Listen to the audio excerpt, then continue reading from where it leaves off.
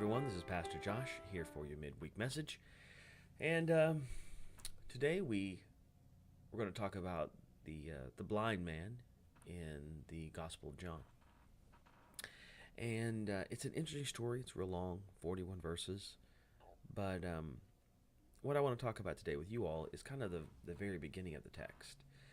The beginning of the text starts with Jesus just going into a synagogue, and these religious leaders are debating about this blind man because he was born blind.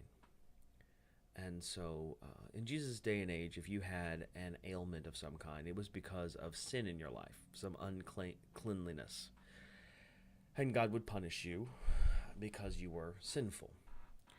And if you were born blind, though, the argument was the sin must have been passed down from either the father or the mother. And so these religious leaders were having this debate about this man, that maybe his father did some sin or his mother committed some sin, and how did that work? And did the sin pass through the mother? Should she carry the child, or through the father's seed, or so on and so forth? And Jesus basically says to them, you're not asking the right questions.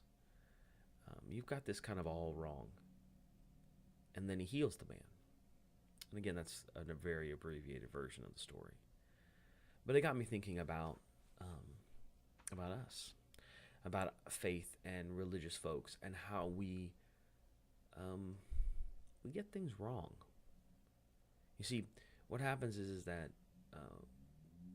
there's spirituality, this process which we've used to find the divine. We try to find God. And we normalize that process, and that process is called religion. And religion and spirituality are not the same thing. There's lots of good things about religion. It helps people as an entry point into finding God. It helps people. It's a standardized way to find God, to find meaning in their life, to find purpose. Lots of good things about it. The downside is that when we normalize and when we standardize the pursuit of faith, sometimes we miss stuff, and sometimes we run down rabbit holes that don't matter. And so just like these guys who were concerned about who was doing the sinning, and this guy was blind, and who was the cause of his blindness, and it really didn't matter. The fact is, the guy's blind. Who cares who did it?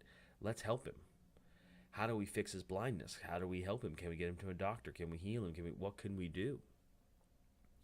And that's why Jesus heals him. Because Jesus doesn't really care too much about blame. You know, you who are without sin, cast the first stone. I mean, he doesn't care about it. What he cares about is bringing people together. He cares about redemption. He cares about loving everybody. And we don't always think about that. We don't always think about loving everybody. We think about who's in and who's out. We think about the good and the bad and the ugly. And we make these lines in the sand that are not based on the Bible, but they're based on tradition. They're based on how we felt in the moment. They're based on somebody's idea of what the right thing to do was. But they're not really scripturally bound. And how do we deal with those? How do we struggle with those? Again, there's lots of good things about religion and tradition. It's the framework by which we approach the gospel. It gives people an entry point. It's a way to spread the gospel. It's a way, lots and lots of good things about it. But there is some negative. And we would be blind and ignorant to say that there isn't. Because anytime religion becomes too rigid, when religion gains popularity, it abuses its power. And we have seen that. I mean, I don't have enough time here to tell you all the times that's happened in history. But if, in order to inoculate ourselves from that, we have to be willing to at least look at it, to at least say, what is faith? And how is religion separate from our faith? That religion is important, very important. I mean, I'm a preacher. I work for a church. I'm a religious person. But does my spirituality, does my pursuit of faith more important than my religious understanding. Maybe that's a little heady and complex, but it's the thought I have this week. And so I'll see you on Sunday. We'll talk about it more.